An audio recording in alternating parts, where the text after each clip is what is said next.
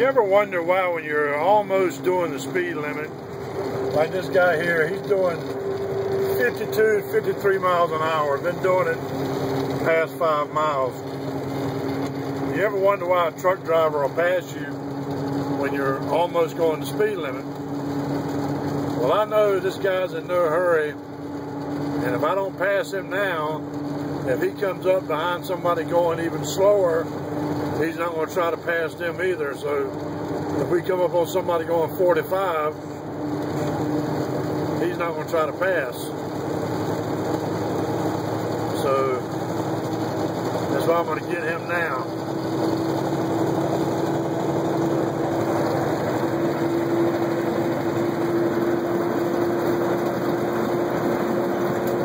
That's the way you do's that. Tech Bishop, and I'm hauling ass.